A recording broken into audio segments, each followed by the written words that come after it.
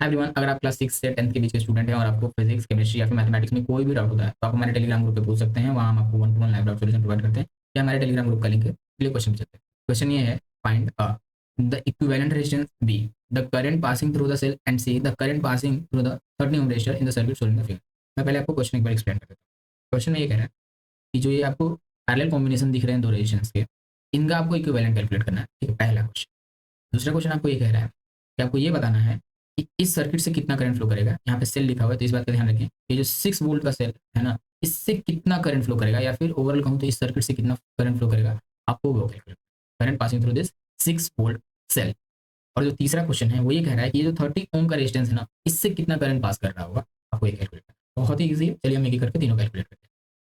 Question number A, ठीक, इसमें क्या है, इसमें बहुत ही ईजी है, आपको बस फॉर्मूला यूज कर लेना है पैरेलल कॉम्बिनेशन का। तो क्या होता है पैरेलल कॉम्बिनेशन का, 1/R equivalent is equal to 1/R1 plus 1/R2। ठीक, एक्चुअली ये फॉर्मूला है। अब यहाँ पे दो हैं इसलिए मैंने 1/R1 प्लस 1/R2 लिखा है। इससे ज्यादा होते तो आप और भी यहाँ पे ऐड करते जाते। ठीक, अब बस इन्हें सॉल्व कर लीजिए। ये हो गया 1/15, ये हो गया 1/30।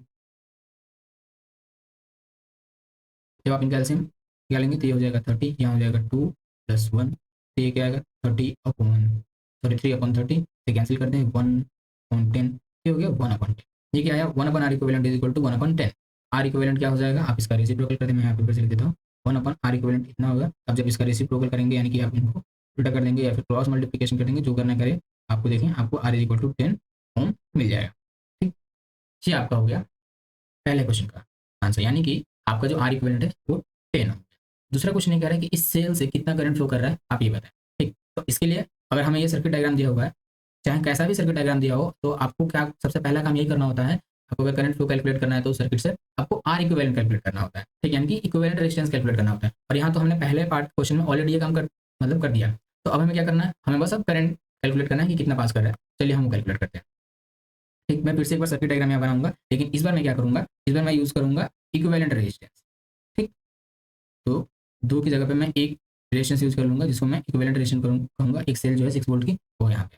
अब ओम्स लॉ से, ठीक, according to Ohm's law V is equal to I R होता है, I is equal to V/R हो जाएगा। ठीक, बस अब कुछ नहीं करना है, आपको R की वैल्यू भी मालूम है, V की वैल्यू मालूम है, आपको यहाँ से करंट भी आ जाएगा। ठीक, I क्या है मैं बता देता हूँ, I यहाँ से जो करंट फ्लो कर रहा है वो है, ये हो जाएगा 6/10। तो ये आपको आएगा 0.6 एम्पियर, यानी कि करंट जो है वो 0.6 एम्पियर फ्लो कर रहा है इस सेल से या फिर इस सर्किट से। ठीक है, तो ये हमारा दूसरा पार्ट का आंसर हो गया। तीसरा पार्ट ये थोड़ा सा अच्छा है। तीसरा पार्ट देखिए, मैं फिर से पुराना वाला ही सर्किट डायग्राम बना रहा हूँ। दो हमें रेजिस्टेंस दिए हुए हैं। ठीक, एक का रेजिस्टेंस है 15 ओम एंड दूसरे का रेजिस्टेंस है 30 ओम। और ये जो है एक सेल से जुड़े हुए हैं। सर्किट डायग्राम उतना अच्छा नहीं बन रहा है, उस पर आप इतना ध्यान ना दीजिएगा। क्या आ गया आपका 6 वोल्ट, लेकिन हाँ आप एग्जाम में अच्छे से सर्किट डायग्राम बनाइएगा। अब हमने क्या क्या कैलकुलेट कर लिया, हम यहाँ से आर इक्विवेलेंट कैलकुलेट कर लिए हैं, लेकिन खैर हमें इस क्वेश्चन में उसकी जरूरत नहीं है। हमें यहाँ पे जो करंट फ्लो कर रहा है हमें उसकी जरूरत है, यानी कि यहाँ पे कितना करंट फ्लो कर रहा है, I is equal to 0.6 ampere.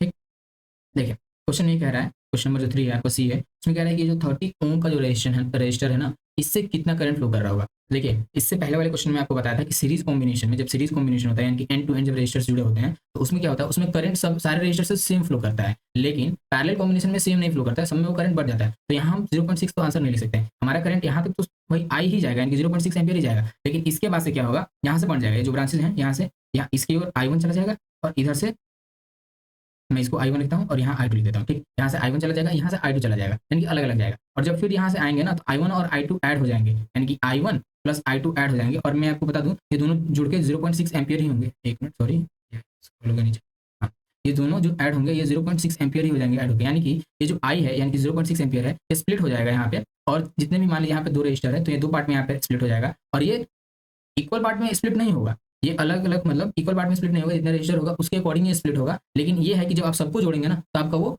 जितना दिया हुआ था पहले वो उतना आ जाएगा। चलिए हम इसको कैलकुलेट करते हैं।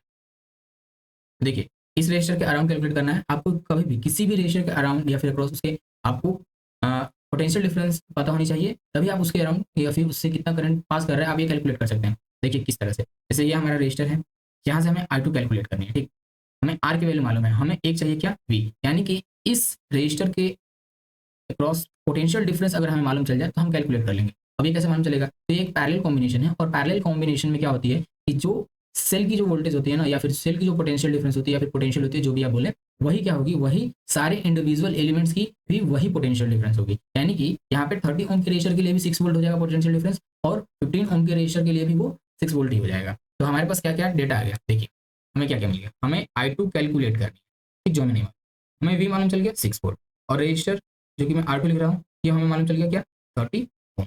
बस अब क्या हमारा काम हो गया। तो हम ओम्स लॉ के अकॉर्डिंग फिर से लिख देंगे I2 is equal to V upon R2। हमें V कितना दिया हुआ है 6, और R2 क्या है हमारा, तो ये हो गया हमारा 30 ओम। अब इसे कैंसिल कर दें, ये 5 टाइम्स कैंसिल हो जाएगा, फिर हो जाएगा 5, जाएगा 0.2 एम्पियर। ठीक, अब ये हमारा हो गया क्या, I2 का, यानी कि यहाँ से जो जाएगा, इस पार्ट से करंट जाएगा, वो हो जाएगा 0.2 एम्पियर। ठीक, तो जो बचेगा यानी कि 0.6 एम्पियर जो बचेगा वो आएगा यहाँ पे, यानी कि 0.4 एम्पियर। ठीक है, ये आप ओम्स लॉ से भी एक बार कैलकुलेट करके वेरीफाई कर लीजिए कि क्या ये एक्चुअली में 0.4 एम्पियर आ रहा है कि नहीं। वैसे आपका एक बार रिवीजन भी हो जाएगा, और ये उतना ही आएगा। और जो फिर यहाँ से हम आएंगे तो ये 0.2 और 0.4 ऐड होकर 0.6 एम्पियर हो जाएगा, और फिर यहाँ से सेल में 0.6 एम्पियर करंट वापस आ जाएगा। ठीक, तो ऐसे ही हमने तीनों क्वेश्चन को सॉल्व कर लिया। Thank you.